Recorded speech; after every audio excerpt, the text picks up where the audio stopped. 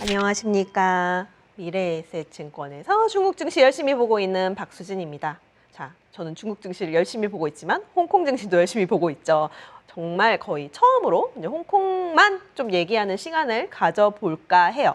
자, 그래도 홍콩 증시 너무너무 힘들었죠. 홍콩 막 얘기만 들어도 치를 떠시는 분들이 많을 것 같은데, 그래도 요즘에 그래도 조금 최악이 좀 지나가고 괜찮아지고 있나 싶은 변화들이 조금씩 보이고 있어서 얘기를 해볼까 합니다. 자, 홍콩 주요 지수 제가 2019년부터 이제 어떤 흐름이 나타났었는지를 그냥 우선 차트로 그려봤어요. 그래서 2019년 1월 1일을 100으로 놓고 주요 지수들이 어떻게 흘러갔었는지 살펴보면 사실 좀 처참하죠.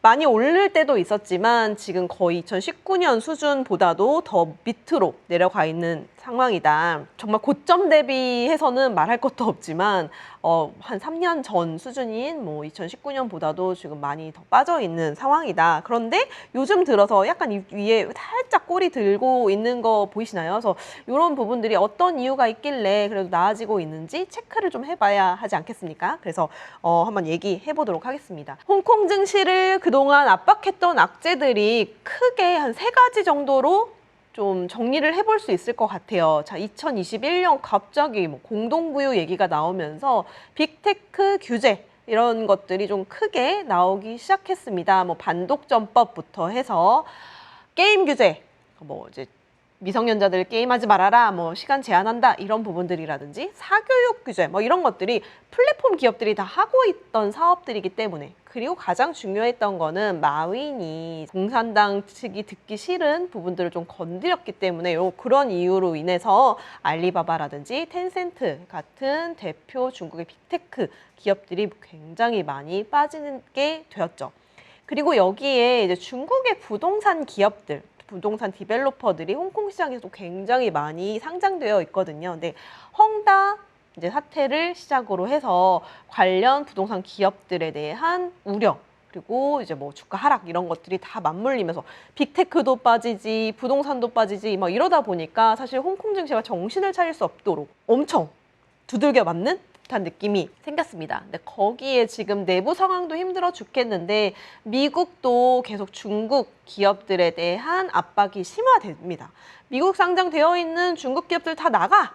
우리가 지금 원하는 이런 자료들 다 내지 않을 거면 다 나가! 막 이런 식으로 지금 계속 나왔었기 때문에, 또 이런 미국 시장에 어떤 기업들 많이 상장되어 있나요? 알리바바 있죠, 징동 있죠, 바이두 있죠, 또 중국의 빅테크 같은 기업들이 뭐 지금 뭐 2중, 3중으로 계속 힘들어진 상황이었다. 근데 지금 그래도 조금 밑에 바닥을 다지고 다시 올라가는 기운들이 어떤 것들이 있는지 한번 변화의 조짐들 체크를 해보시죠. 자, 가장 최근 들어서 뚜렷하게 나타나는 것들이 게임 규제 완화예요. 갑자기 게임은 정신적 아편이야. 우리 청소년들이 이거 해가지고 다들 정신을 망치고 있어. 절대 게임하는 시간 다 줄이고 뭐 현금 뭐 결제 이런 거 하지 않도록 해라. 뭐 이런 것들이 얘기가 나오면서 작년에 이제 텐센트 같은 기업들이 엄청나게 타격을 받기 시작했습니다. 사실 최근 실적만 보더라도 게임 사업 쪽 부분에서는 아직까지 맥을 못 추고 있어요. 하지만 최근 들어서 조금 중국이 막 게임 아편이다 이렇게 얘기했던 거 대비해서 갑자기 좀 기조 변화를 나타내고 있습니다. 게임 산업이 좀 생각해보니까 다양한 과학기술과 연관되어 있더라. 뭐 5G, 반도체, 인공지능 이런 첨단 기술과 과학기술을 같이 발전시키는 기회를 놓쳐선 안 되겠다라고 얘기가 나옵니다. 그리고 바로 한 이틀 있다가 갑자기 이제 판호 발급을 시작을 해줬어요. 올해 들어서 그래도 꾸준히 판호 발급들이 좀 나타나고 있었는데, 그 전에 뭐 텐센트나 네디즈 같은 주요 대형 게임 기업들은 그 판호 발급 명단에는 없었거든요. 그런데 그 이후에 이제 이런 얘기들을 하고 나서 판호 발급을 해줬는데 텐센트가 들어가 있더라. 우와, 이게 무슨 일이야? 이제 조금씩 좀 변화가 있나 보다 라고 생각할 수 있는 거죠. 그리고 또 여기에 더해서 게임에 대해서 좀 규제를 하고 다시 좀 정신교육을 했더니 미성년자들이 게임 중독이라든지 이런 것들이 많이 줄어들었고 효과가 나타나고 있다. 뭐 이런 얘기들도 조금씩 나오기 시작합니다. 뭐 이런 부분들, 게임 산업에 대한 변화들이 있고, 그리고 또 이제 실적 시즌이었거든요. 그래서 알리바바, 징동, 텐센트, 바이두 뭐 이런 주요 빅테크 지난주부터 이번 주까지 쭈루룩 계속 실적을 발표를 했는데 코로나 이슈도 있지만 규제로 인해서 사업을 원활하게 진행할 수 없었던 부분들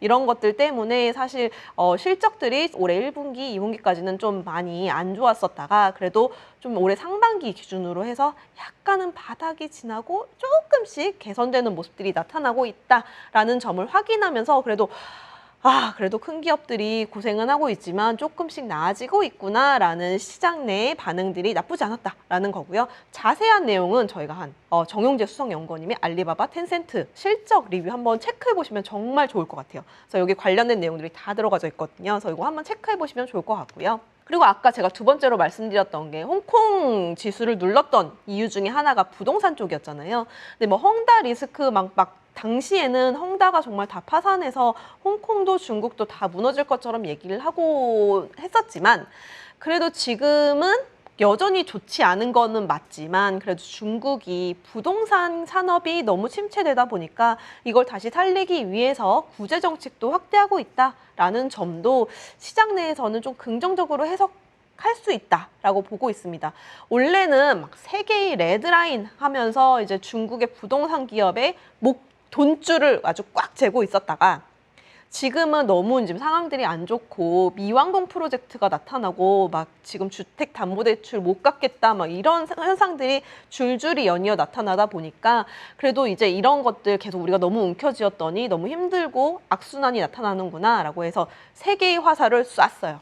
빵 하고 쐈는데 자, 그 세 개의 화살이 어떤 얘기를 하면 이 부동산 기업들이 자금 조달을 할 수 있는 창구를 다 열어줬습니다. 대출도 확대할 수 있도록 열어줬고요. 민영 부동산 기업들이 채권을 발행할 수 있도록 그전에는 채권 발행 안 됐었거든요. 재무 상태가 안 좋은 기업들은 특히나 더더욱 그리고 주식 발행도 안 됐죠. 이것도 다 어쨌든 자금 조달인데 원래 구조조정을 해야 되는데 그래서 이제 이런 돈을 끌어다가 괜히 다른 쓸데없는 사업한다고 하는 기업들도 많았었고 부실한 기업들도 많았으니까 이런 기업을 털어내려고 하는 와중이고 그래도 좀 이것 때문에 오히려 역효과 났던 기업들 은 다시 좀 살려주려고 하는 상황이다라고 보시면 좋을 것 같아요. 그래서 이런 기업들에 대한 자금 조달 정책들이 확대되고 있다라는 점도 부동산 기업들이 약간은 숨통 트일 수 있는 하나의 요소가 되었다. 호재가 되었다라고 보시면 좋을 것 같아요. 그리고 미국 상장 중국 기업들도 상장 폐지 리스크가 완화되고 있습니다. 한 9월 말쯤에 미국의 회계감독위원회에서 홍콩에 왔어요. 이제 그전에는 서로 한 해 만에 막 계속 실랑이를 하다가 이제 중국에서도 그래 우리가 이제 이거 자료 조사에 응할게 와서 감사해라 뭐 이렇게 얘기까지 나온 거죠. 그래서 이제 직접 홍콩에 와서 그런 기업들을 이제 감사를 하기 시작했습니다. 그래서 원래 계획대로라면 11월 말에서 12월 초면은 뭐 이제 그때까지 감사를 진행하고 그 이후에 결과가 나올 것이다 라고 얘기를 했었는데 11월 초에 우리 이제 거의 다 끝났고 거의 이제 미국으로 돌아갈게 이런 뉴스들이 나왔단 말이에요. 근데 그 이후에도 분위기가 상당히 나쁘지 않았던 걸로 이제 얘기가 나오고 있어요. 그래서 굿 액세스라고 하면서 그래도 좀 소기의 목적을 달성을 했고 뭐 좋은 결과를 기다리고 있다라고 얘기를 했기 때문에 그래도 이제 분위기 상으로는 상장 폐지를 당장 할 것처럼 얘기했던 그런 갈등보다는 그래도 조금씩 풀어지지 않을까. 아직 결과는 대기 중이지만 부딪혔던 예전보다는 지금은 조금 완화되는 분위기다. 그래서 이런 요인들이 홍콩 지수들을 이제 약간 끌어올리고 있다라고 보시면 좋을 것 같아요. 그러면 이제 우리가 중국도 항상 정책을 얘기를 하잖아요. 이제 홍콩도 사실 많이 안 좋았었고 지금 최근 들어서 어떤 정책으로 가져가고 있는지를 뭐 본토 증시와 더불어서 중국 본토와 더불어서 꼭 확인을 해봐야 됩니다. 자, 여기 시진핑 주석의 에이펙 정상회담 갔을 때 자, 옆에 있던 사람이 홍콩의 행정장관인 존 리라는 행정장관입니다. 계속 거의 시진핑 이 에이펙 정상회담 기간 동안 시진핑 옆에 계속 있었던 걸로 제가 봤거든요. 사실 그 이후에 코로나를 걸려와서 지금 이런 밀접 접촉자가 되긴 했지만 그래도 지금 이렇게 같이 있는 모습들이 나타났기 때문에 이 사람이 어떤 얘기를 했는지를 한번 체크를 해봐야겠다라는 겁니다. 자, 홍콩의 존리 행정장관이 이제 임명이 되고 뽑히고 나서 10월 중순에 시진핑 정권 3기 발표하던 당대회 기간 동안 시장 보고를 같이 했어요. 그래서 여러 가지 얘기들을 했습니다. 뭐 금융 쪽 얘기도 했고, 뭐 사회 안전 얘기도 했고, 뭐 고용 쪽 얘기도 했고, 지금 홍콩이 직면한 문제들에 대해서 어떻게 해결을 해 나가야 될지 시정 보고를 진행을 했었거든요. 근데 그 중에서도 저희는 이제 홍콩 증시에 대해서 어떤 얘기를 했는지 좀 지켜볼 필요가 있겠다라고 하는 거고요. 홍콩거래소 메인보드 뭐 상장 규칙을 개선을 해서 뭐 적자인 과학기술 기업도 상장 유치를 해주겠다. 근데 사실 제가 이거를 보면서 어떻게 생각을 했냐 하면 이렇게 지금 시진핑 옆에서 계속 있다고 했잖아요. 대표적인 친중파의 인물이거든요. 그래서 이 내용들을 보면 굉장히 친중적인 내용이구나. 그래서 보면은 뭐 후성강통, 우리도 지금 외국인들이 중국 증시 투자할 때 후성강통을 이용해서 들어가잖아요. 이런 부분들도 시장을 강화하겠다. 뭐 이런 얘기들도 계속을 했고, 그래서 뭐 후성강통 거래기관 대상, 뭐 주식거래 인지세도 면제한다, 뭐 이런 것들도 얘기를 했고요.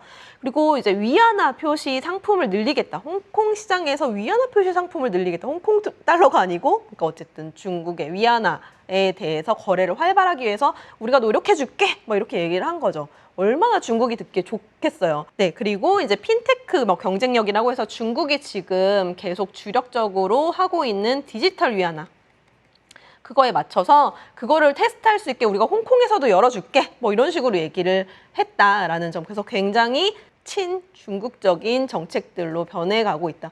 뭐 이거는 사실 제가 좋다, 나쁘다라고 평가하는 것이 아니라 그래도 중국과 홍콩 시장이 같이 이제 어떤 방향으로 갈지 여부를 그 방향성을 같이 가고 있다라는 점을 주목해 보시는 게 좋을 것 같아서 말씀을 드리는 거고요. 그 외에도 홍콩에서 인재들이 많이 빠져나갔고 뭐 이런 부분들에 대한 것도 이제 좀 보완하기 위해서 그리고 부동산 정책도 마찬가지고요. 그래서 그런 것들도 다양하게 얘기를 했었다라는 점을 확인해 봤을 때 그래도 좀 더 친중국적, 그리고 중국이랑 같이 방향성을 같이 가져가고 있다라는 점도 꼭 확인해 보시면 좋을 것 같습니다. 홍콩 증시를 볼 때 저희는 이제 중국 증시를 볼 때 외국인들이 자금들이 어떻게 들어오는지를 제가 계속 주기적으로 체크를 해드렸잖아요. 자, 홍콩에서 봤을 때 본토에서 내려오는 강구통이라고 하는 남아자금 추이가 어떻게 되는지도 저는 꼭 항상 지켜보는 지표 중에 하나인데 그래도 2019년 이후로 시장이 많이 빠지고 변동성이 있긴 했지만 그래도 쭉 들어오는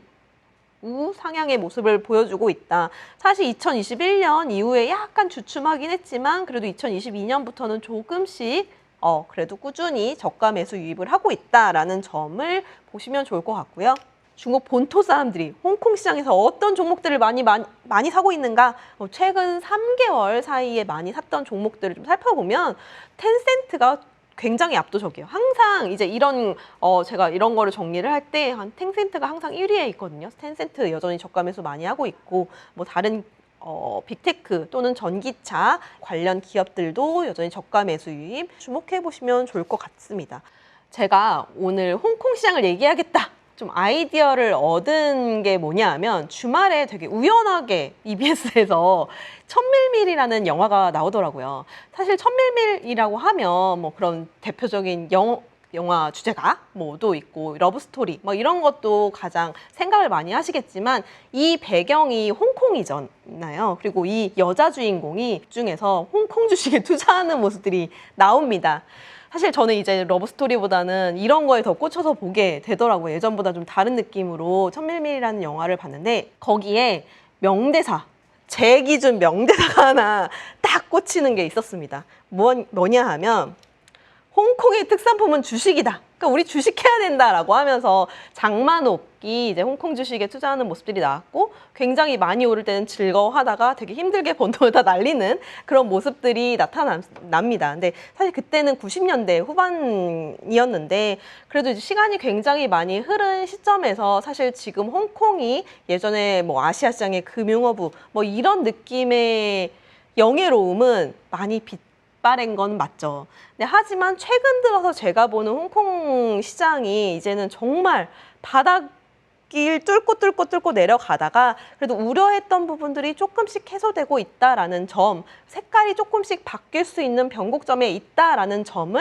말씀드리고 싶었던 거고요. 그래서 그런 부분에 있어서 이제 앞에 내용들 확인해 보시고 이제 홍콩 증시 보실 때 이런 제가 말씀드렸던 부분들을 체크하시면서 지켜보시는 게 좋지 않을까라고 정리하면서 또 새로운 내용 있으면 바로 업데이트 해드리도록 하고 오늘 보이차는 여기까지 정리하도록 하겠습니다. 감사합니다.